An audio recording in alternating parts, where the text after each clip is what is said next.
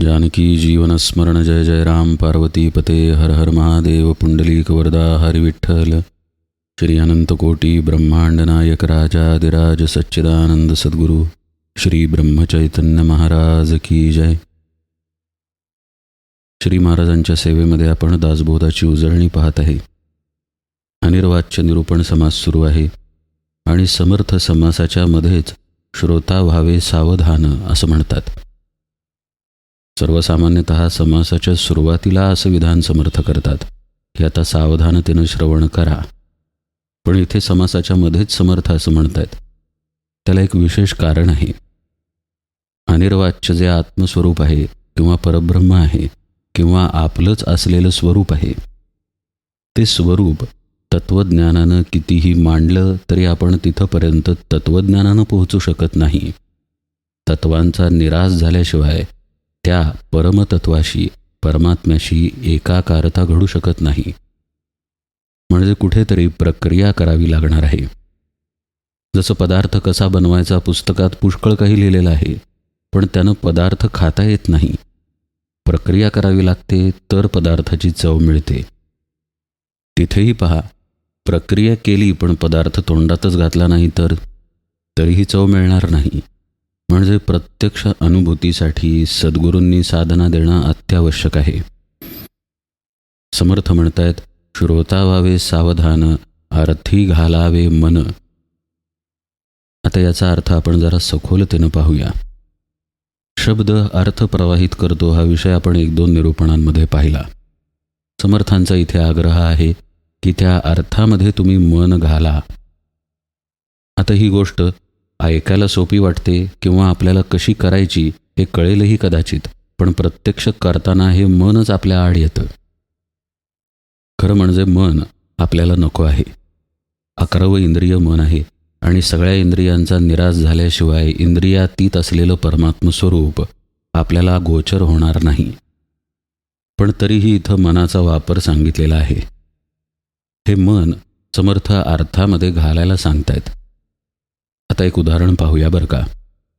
आपण समजा आपल्या सद्गुरूंच्या सहवासामध्ये आहे, नित्यनेमानं त्यांच्याकडे श्रवणाला जात आहे. आता घरामध्ये काहीतरी कार्यक्रम ठरला. नातेवाईकांनी साहजिकच आग्रह केला की रोजच तिकडे जातोस, आज नाही गेलास तर काय फरक पडणार आहे. आता पहा बरं का, आपली बुद्धी आणि आपलं मन कसं लबाड आहे. आपल्याला सद्गुरू सांगतात ना की भगवंत सर्वत्र भरलेला आहे. मग तो नातेवाईकांमध्ये आहेच की. नातेवाईक आग्रह करत आहेत तर मग भगवंताचं ऐकल्यासारखंच नाही का? मग थांबायला काय हरकत आहे? शेवटी मी या कार्यक्रमात थांबलो आणि भगवंताचं स्मरण करत राहिलो तरी चालेलच की. गंमत पहा बरं का मनाची. ही मनाची गंमत घेऊन सद्गुरूंकडे आपण गेलो. सद्गुरूंना सांगितलं की असं असं महाराज घरी काही कार्यक्रम आहेत तर मला येता येणार नाही. सद्गुरू डोळ्यात डोळे घालून पाहतील आणि म्हणतील, ठीक आहे, तुला जे योग्य वाटतं ते कर. आता सद्गुरूंचे हे शब्द अत्यंत सूक्ष्म आहेत. आपल्याला योग्य वाटतं ते करायचं म्हणजे काय करायचं, आणि आपल्याला वाटणार म्हणजे कुणाला वाटणार? जो आपला मीपणाचा भ्रम आहे तोच तर घालवायला आपण सद्गुरूंकडे गेलो आहे. म्हणजे आपलं वाटणं मिथ्या आहे हे आपल्याला कळलं पाहिजे. ते आपल्याला कळत नाही आहे म्हणून सद्गुरूंनी सूचकतेनं हे वाक्य वापरलेलं आहे की तुला जे योग्य वाटतं ते कर. याच्यामध्ये त्यांना असं सांगायचं आहे की तुला जे वाटतं ते करू नको, सद्गुरू जे सांगतात ते तू कर. त्यांच्या श्रवणाला गेलं पाहिजे हे सद्गुरूंनी अनेक वेळा सांगितलेलं आहे की तुमचा प्रपंच, तुमच्या गोष्टी गरजेपुरत्या करा, तिकडे दुर्लक्ष करू नका, पण वेळात वेळ काढून परमार्थासाठी तो द्या, श्रवणासाठी तो द्या. ही गोष्ट आपले विषय जवळ आल्यानंतर आपण सोयीस्कररित्या विसरतो.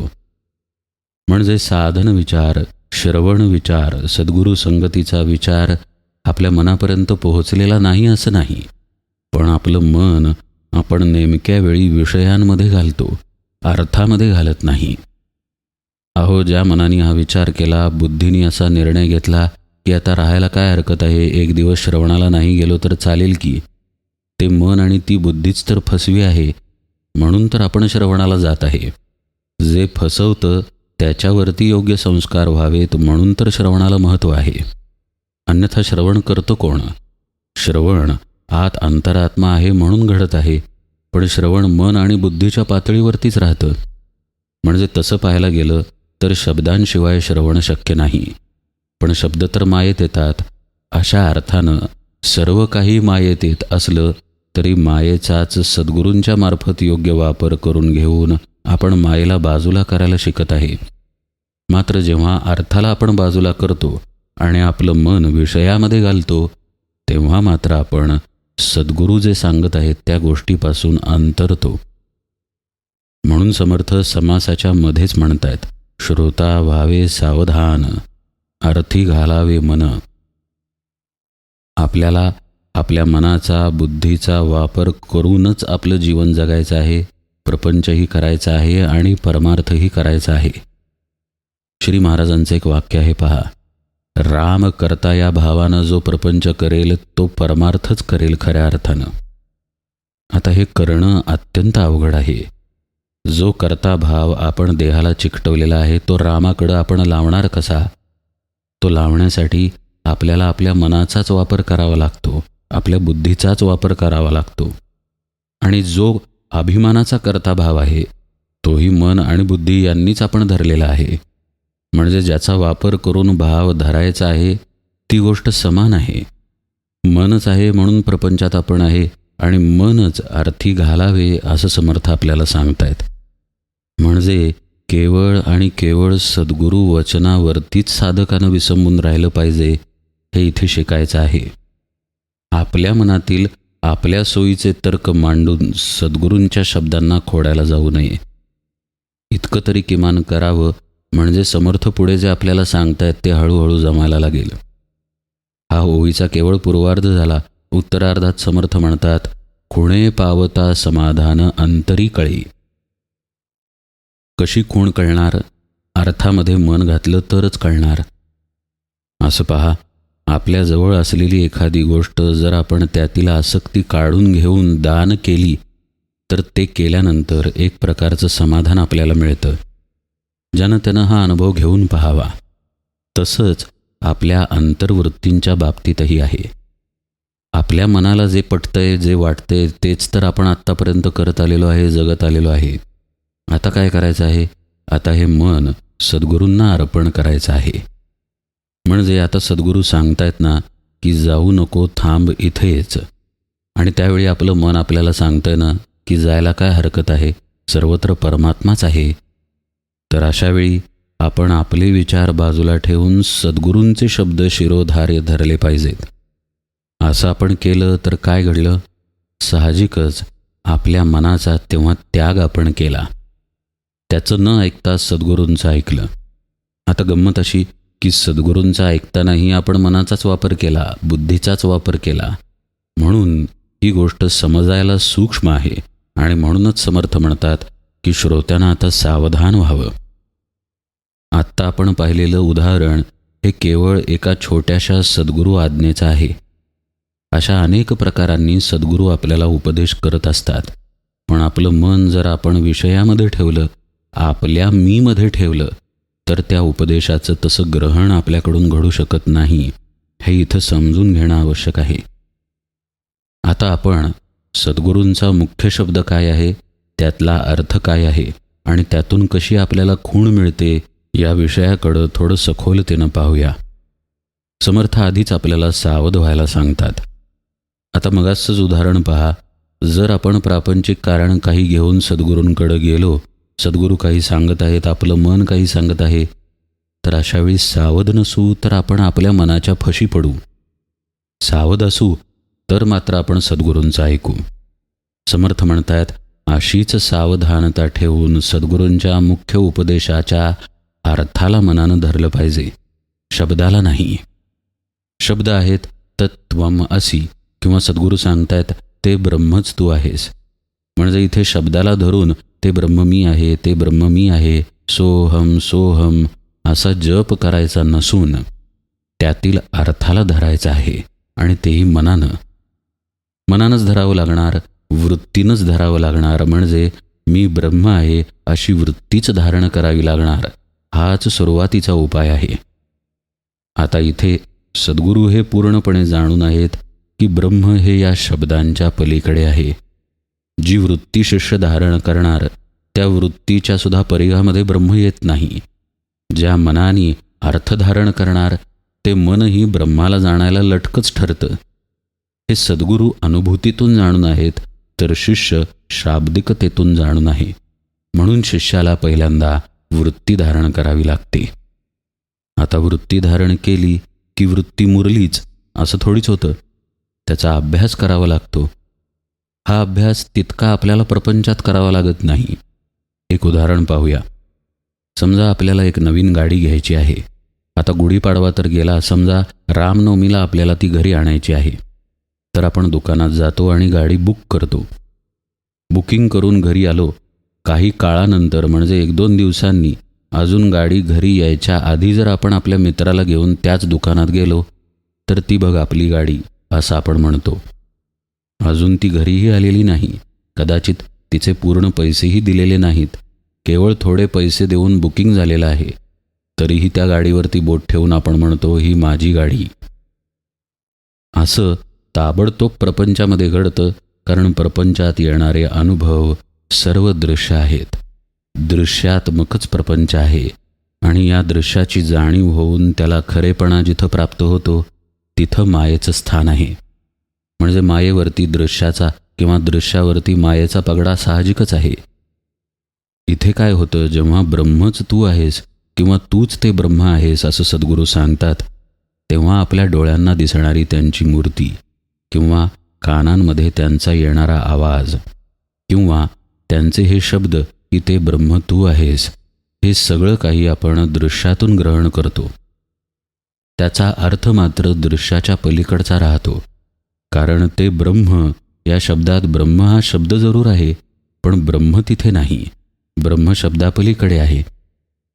समजण्यासाठी आपण आणखी एक प्रपंचातलं उदाहरण पाहूया. समजा आपल्याला कोणी विचारलं की आता काही दिवसांनी रामनवमी आहे, आपण श्रीखंड करूया की बासुंदी करूया, जरा विचार करून सांग बरं. तर आपल्याला श्रीखंडाची आणि बासुंदीची चव आठवते. बासुंदी शब्दामध्ये बासुंदी नाही, श्रीखंड शब्दामध्ये श्रीखंड नाही, पण चवीचा अर्थ मागे लपलेला आहे. इथे तो अर्थ ग्रहण करणं सोपं जातं, कारण कधी काळी आपण बासुंदी खाल्लेली असते, श्रीखंड खाल्लेलं असतं, अनुभवलेलं असतं. शिष्यानं ब्रह्माची अनुभूती घेतलेली नसते, त्यामुळं शब्दामागील अर्थ मनानं धरता येत नाही. मग इथं साधकाला केवळ आणि केवळ विश्वास हाच उपयोगी पडतो. म्हणून समर्थ जेव्हा म्हणतात की श्रोता व्हावे सावधान, तेव्हा त्यांना हे सांगायचं आहे की आपल्या देहावरती, मनावरती, चित्तावरती, बुद्धीवरती असलेला आपला विश्वास काढून सावध होऊन तो आधी सद्गुरूंवरती ठेवा आणि मग अर्थाकडे मन घाला. म्हणजे सद्गुरूंनी जो उपदेश केलेला आहे त्या उपदेशाच्या अर्थाच्या चिंतनात राहण्याचा अभ्यास करा. त्या अभ्यासानंच खूण हाताशी लागेल आणि मग खुणे पावता समाधान अंतरीकडे असं घडेल. खूण हाताशी लागेल म्हणजे एक प्रकारची कला साधता येईल. आपण अशाश्वत जीवनामध्ये जगत आहोत. अशाश्वत देहाचा आधार घेतलेला आहे. त्यातलं मन वगैरे सर्व गोष्टी अशाश्वत आहेत. ज्या गोष्टींवरती देह अवलंबून आहे त्या गोष्टीही अशाश्वतच आहेत. अशाश्वततेच्या पसाऱ्यामध्ये आपण शाश्वत आहोत, सच्चिदानंद स्वरूप परब्रह्म आहोत. याच्या चिंतनात राहण्याची कला म्हणजे मन जेव्हा सद्गुरू सांगतात त्याच्या अर्थाकडे घातल्यानंतर मिळणारी खूण आहे. ही खूण मिळाली की समाधान अंतरात कळतं असं समर्थ म्हणतायत. याचा अर्थ असा की जिथे समाधान, असमाधान, तृप्ती, अतृप्ती, मान, अपमान, मी, तू, पण किंवा सुखदुःखाच्या जाणीवा होतात, तिथेच जाऊन आपण पोचतो. म्हणजे भेदरहित स्थितीमध्ये जातो आणि मग खऱ्या समाधानाला प्राप्त होतो. आत्मज्ञानाची खूणच पटावी लागते. आत्मज्ञान होण्यासाठी आत्मज्ञान ही काही स्थूल वस्तू नाही. त्यामुळे आत्मज्ञान होत नसून आत्मज्ञानाच्या अवस्थेतच साधक जातो.